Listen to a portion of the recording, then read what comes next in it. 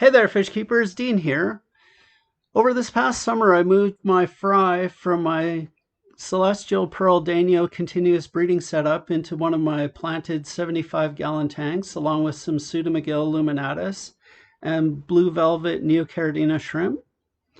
I fed them with live baby brine shrimp and microworms, which resulted in a hydra storm at first when they were small. But over time, they really outcompeted the hydra and were able to put on some serious weight. So since they'd expanded their bellies so much, when I moved them to dry foods, they maintained eating the same volume of food, which resulted in fry that were converted to dry food and still really heavy, which is rarely seen in the pet stores. Usually you see celestial pearl danios with really thin bellies, but these guys looked really great. I also dialed back the feeding on my continuous breeding setup to reduce the number of fry produced, but that didn't work.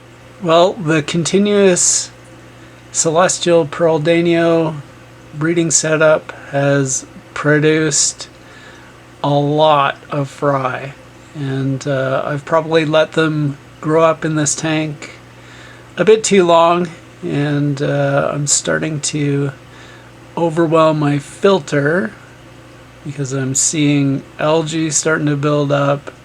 The water's getting cloudy, just the beginnings of it. So I'm going to have to get the smaller CPDs out of here and moved on into grow out tanks so that they don't stunt. They're looking pretty good right now, but soon I think they're going to stunt up. There's probably, this is a 20 gallon and there's probably 100 or 150 about month or 6 week old CPDs in here, and I think that's just too much for that tank. It's going to take a downhill turn if I don't get them out of here soon. It's set up as a breeding tank where I just remove tiny fry from rather than grow out fry, because when you start growing out fry you're feeding a lot, and I think this tank is just starting to get a bit overwhelmed, and I don't want to lose it as a good breeding tank. So these little CPDs are out of here. Notice in the previous clip, one of the fry that's swimming towards the center of the tank is really light colored. I actually caught him and a few of his buddies and put him into a different tank, and I believe he's an albino. Since that time, he's gotten some coloration. Looks like he's going to be a male.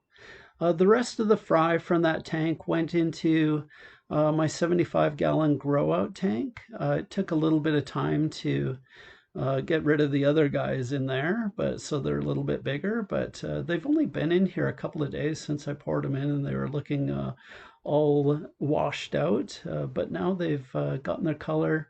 You can see there's lots of brine shrimp kicking around in there, but they're doing really well. It's amazing the kind of growth that they put on as soon as you get them into a larger volume of water.